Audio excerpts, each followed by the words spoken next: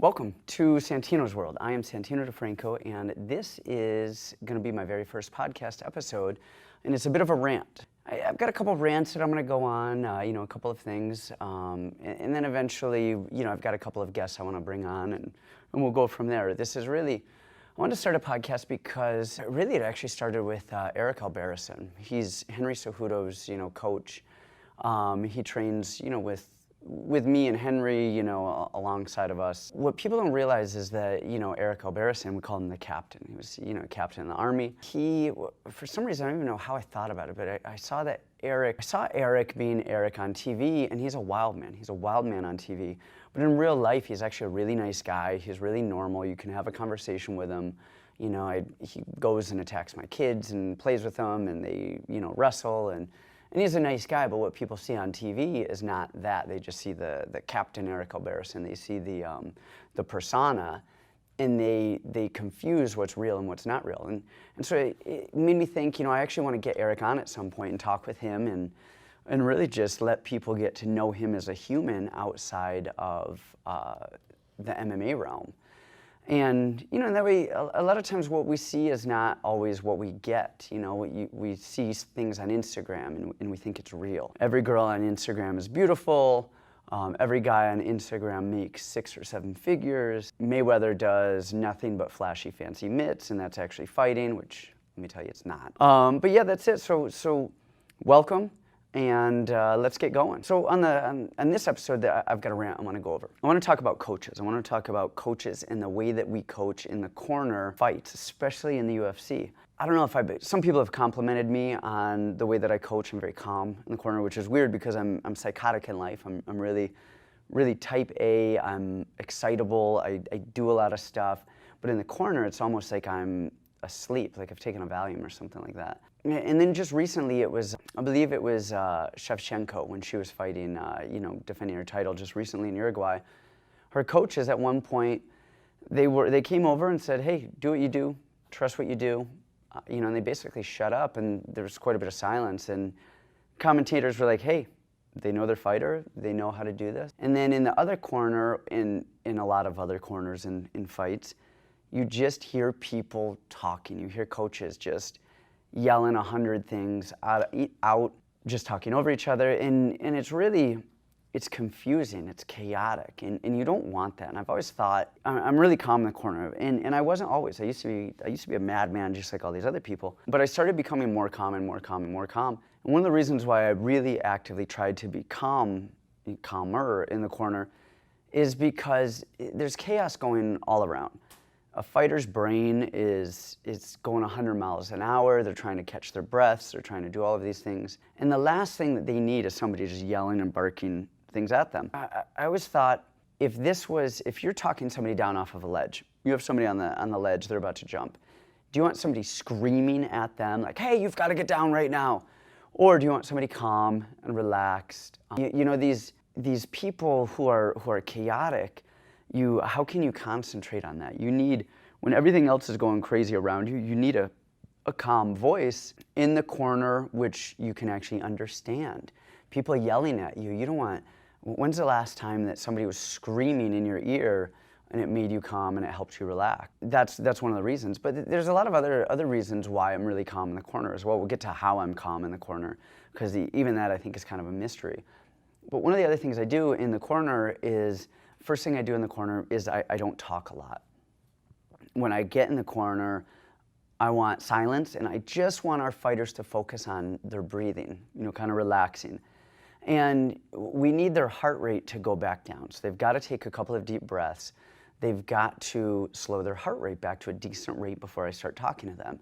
And one thing I don't want to do is talk to them while they're trying to get their heart rate under control, because there was a study, and they studied rowers, okay? And they studied rowers as they were, physically, so how much they could actually row. And then they did how much, they had them doing math equations at the time. And then they had them doing math while they were rowing, and they wanted to see what would fail first. Would the physical times suffer, or would the mental times suffer? Almost every single time, the physical times would suffer. And the reason for that is biologically, our bodies, our entire bodies, including our brain, when we're faced with adversity, we will always give power to our brain over our bodies. So that made me start to think, okay, if our bodies are going to give the energy to our brain over our bodies, that means if we're trying to think while we're recovering, we're not going to recover. Our bodies are going into what a coach is trying to say for that first 10, 15, 20 seconds, and we're not recovering. And we need to slow our brain, because a slow brain means a healthy body. So we slow our brain down, then our body can start to recover, our heart rate will drop, our blood pressure will drop, our adrenaline will drop, and then we'll be able to, once our heart rate is a little bit better under control, then we can start to think about things cognizantly and address some, technical issues. That's pretty much why I corner the way that I do. And I don't do a lot of details in the corner. I might say like, hey, he's looking for this, she's looking for that.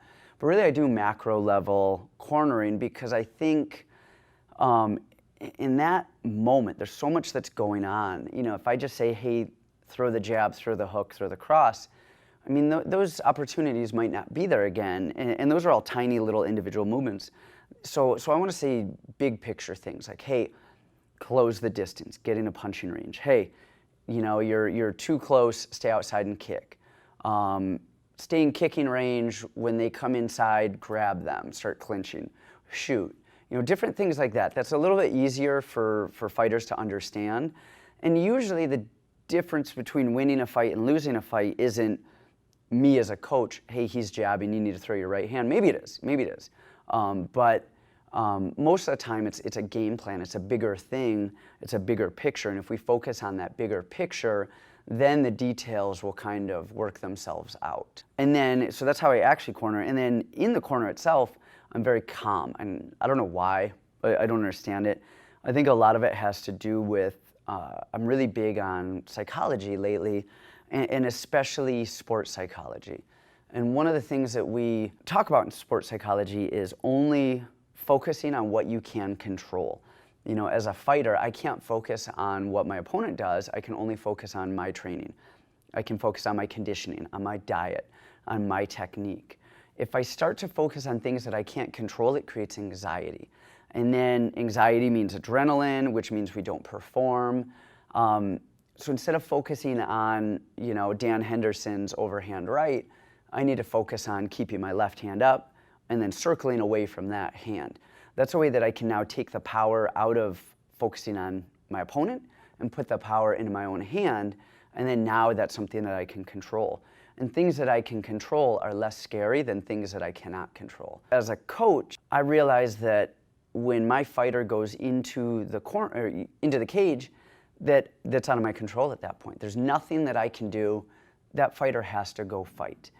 But also, not only can I not control what the fighter does in there, of course I can yell stuff from the corner, but hey, maybe that works, maybe it doesn't. But I also need to have a little bit of confidence in my fighter.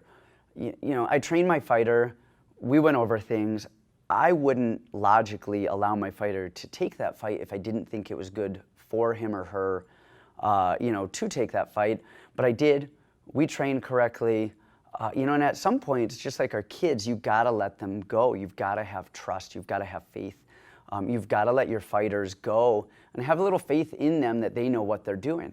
I don't need to scream every single thought that goes into my brain, because my fighter knows what they're doing. We've trained this for weeks or months leading up to this fight, and I have confidence in my fighter. So by me having confidence in my fighter and then me understanding what I cannot control, it brings a sense of calm about me. And then actively I want to stay calm, because I know that me staying calm is going to help my fighter.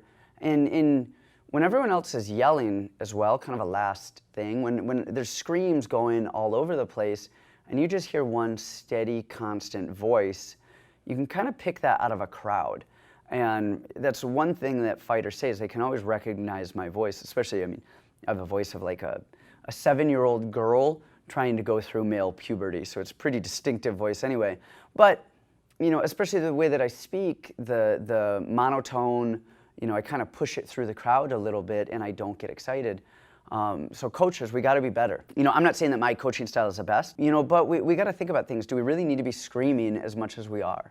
Do we really need to be going nuts? We got to have a little bit of faith in our fighters. We just need to calm the hell down and not go so crazy.